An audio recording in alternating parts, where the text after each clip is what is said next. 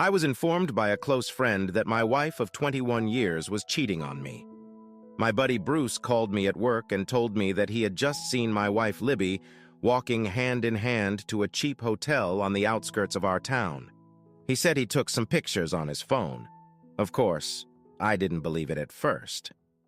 I figured there had to be a logical explanation for her going to a hotel room with another man in the middle of the day when she was supposed to be working. My name is TJ, by the way. I asked Bruce to send me the pictures right away. I sat stunned. There was no mistaking that the pictures were of my wife, Libby. In the evening, I asked her how her day had gone, asking if she had gone out to dinner. To my surprise, she lied and said she ate at her desk. I threw her a surprised look and asked her again, "Are you sure you didn't leave for lunch?" Libby's response shocked me even more. I said, "No. What? Are you saying I'm lying?" There was anger in her voice, not a trace of guilt. The pictures along with her lies really didn't prove anything. I did what every man who thinks his wife is cheating on him does. I turned to the private investigator. They turned out differently than I expected. Instead of a dingy, smoke-filled office with an old, disgraced cop, I was ushered into a bright, modern office with two nerdy young men. They impressed me with their technical savvy and their understanding of how to get into places ordinary people can't get into. While they were impressive, they didn't come cheap. Not cheap, but very effective. 2 weeks later, I was back in their office. A folder was placed on my desk containing a full report with photos and videos. It detailed my wife's affairs with two different men, one with a salesman at her job and the other with a mechanic she met while fixing her car. The salesman, Dan Calhoun, she dated for over a year, and the mechanic, Henry Chambers, for only a few months. With evidence in hand, my next stop was the divorce attorney. If it had been a one-time thing, I might have been able to forgive her, but cheating on me for over a year was too much. The report had several transcripts of her liaisons with the salesman that indicated he was not her first lover. It was also clear from these transcripts that Libby liked her current situation and wanted it to continue. She liked the security and stability of life that I provided for her, but she also liked sleeping with other men. She worked, but it was my business that provided our good lifestyle. Our son and daughter attended Big Ten colleges because of the money I was making. My visit to a divorce attorney was enlightening, to say the least. I quickly realized that divorce laws are not interested in the person who cheats. They are set up for the person to be screwed over in every way possible. Yes, this is just my editorial, but the attorney agreed with it. I left the attorney's office angry and depressed. The next problem shouldn't have been a problem, but given my wife's actions, I was depressed about this one as well. I had a meeting with my business's accountant, Jerry. Jerry had to explain the great success my business was expecting. We had 3 new accounts that were going to push the value of the business above $10 million. Jerry stopped halfway through. I don't understand. I'm telling you that all your hard work has finally paid off, making you a rich man, and you look like you're going to kick my ass. I swallowed hard and told Jerry my sad story of how Libby cheated on me and how the lawyer told me that not only would she get half of everything, but I would probably have to liquidate the company to pay her off. That's not counting the monthly alimony she would receive to continue having her lovers. The only saving grace was that the kids were out of the house. Oh, the house. She would get that too. Jerry gave me his condolences and suggested we postpone our meeting until I had recovered. Jerry packed up his things and went back to his office. My afternoon at the office went completely unproductive until late afternoon when Jerry called. TJ, could you stop by my office on your way home? I have an idea. Anything to delay my meeting with Libby was preferable. Jerry led me into his office and closed the door. I need to ask you a few questions first. You've always told me that Libby has little interest in your business. Is that still true? I nodded, not sure what he was getting at. Then I can assume she has no idea that the value of your company is about to skyrocket? That's right. I've never talked business with her, and we've hardly spoken lately either. What's your point? Jerry held up his hand. Bear with me, I'm almost there. One last thing. She doesn't know that you know she's cheating on you, does she? That's right, I haven't confronted her or said a word. Okay, divorce is your solution. Weren't you listening? The lawyer said I would be raped in a divorce. No, you will be raped if you face her and divorce her. You divorce her and force her to agree to your terms. How the hell am I going to do that? Blackmail her with pictures and videos? With that kind of money at stake, she won't care. You're thinking about it wrong. She'll agree because she won't know what's really going on. Have you ever heard of a tax divorce? I looked at him, shaking my head in confusion. There was a thing a few years ago where couples would get divorced at the end of the year to pay their taxes. There was an influx of these tax divorces in December for couples where both worked, but one earned significantly more than the other. This could have helped some couples save enough money to take an expensive trip where they would remarry. The government has closed most of those loopholes, but I'll bet your wife doesn't know much about tax law. I don't know, Jerry. Several times in the transcript, she says she doesn't want a divorce. She just wants to have men on the side. She likes the life I provide for her. She's even talked about quitting her job to have more time for fun. That's even better. We use her greed against her. You'll tell her that your business is going to expand, but there will be significant tax implications. You'll tell her that you may have to make a few more trips out of town, but she'll be able to leave her job for a while. She'll realize that this is the best of all worlds for her. More time to have fun and more money. Tell her I've offered a tax-free divorce and the compensation is a trip to Hawaii to remarry and a lot more money. Is that legal? I asked. Of course it's legal. We'll draw up the papers on fair terms, but you get to keep your business and pay no alimony. Let me get started on the project. I'll contact you in a couple days. It'll work, I promise. You have to keep it a secret that you know about her cheating. We don't want her to get suspicious about your motives. This is probably the hardest part, I thought to myself. It was hard not to show my contempt for Libby. I almost lost my temper when she told me she had to work late on Tuesdays and Thursdays. The private investigator's report indicated that she was sleeping with the mechanic on Tuesdays and the salesman on Thursdays. I was a little sarcastic, but kept my cool. A week later, Jerry had all the paperwork ready. He gave me a report to give to Libby that indicated how much we would save. It also included the details we would have to fulfill to save money, such as putting the house in Libby's name only. I was glad that it was Wednesday that I was facing the conversation. I didn't think I'd be able to hold my temper if I found out she'd just been fucked by one of her boyfriends.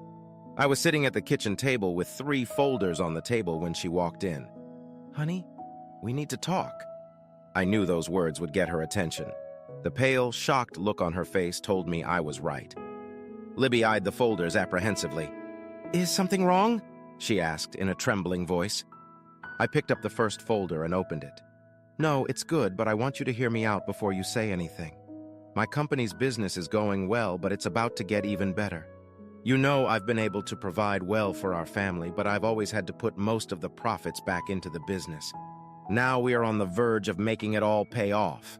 The problem is the tax deductions. Along with my accountant, he found a way for us to save about $50,000. Libby's eyes lit up. 50,000? We won't have to do anything illegal, will we? No, he said it's perfectly legal and lots of people do it. Okay, TJ, stop dancing around it. What are you talking about? I pulled out a second folder.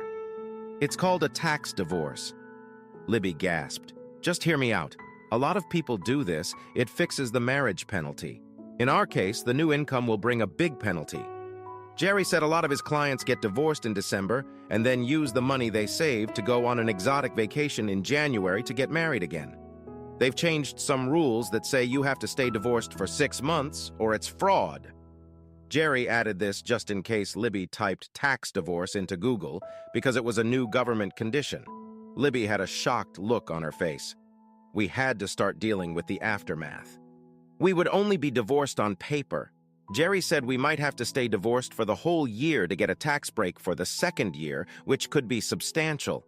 I would have to work a few more hours and take a few more trips, but it would pay off for the company and for us. You may even be able to quit your job. There are a few details we'll have to work out. I could see the wheels turning in her head. I knew exactly what she was thinking. More money and more time to sleep with her boyfriends. What are the details? Actually, we're supposed to be getting a divorce.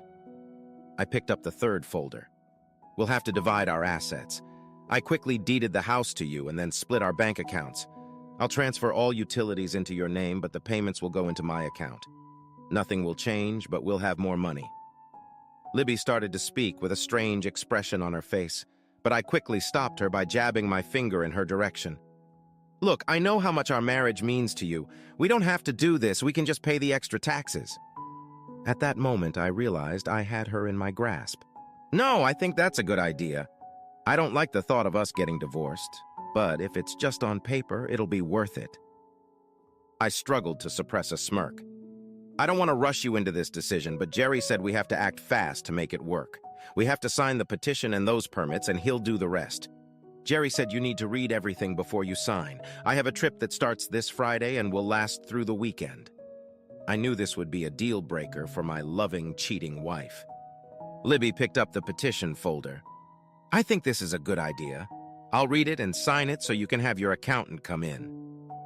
Libby signed the papers before I went on the trip I told her about.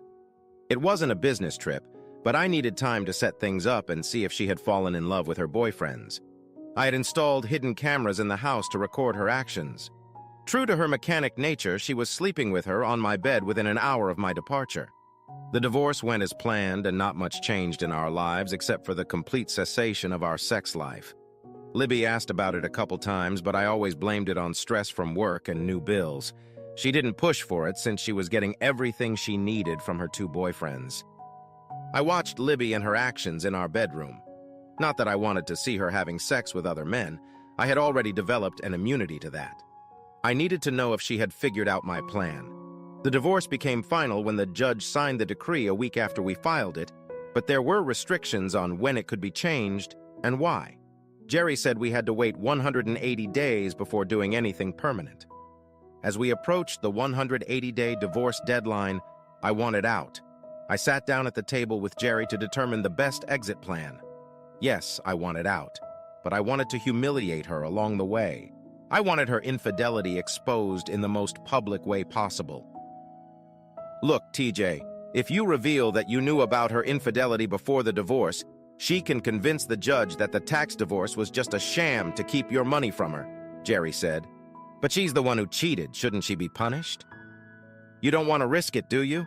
That would be easy. Catch her in bed with any of her assholes and move out. Take some pictures so she can't deny it. On that basis alone, you'll say you're done with her and you just won't remarry. I jumped up. And she gets away with cheating on me. I wouldn't call it getting away with it. She's lost all interest in your company. You don't have to pay alimony, and most importantly, you're free of her.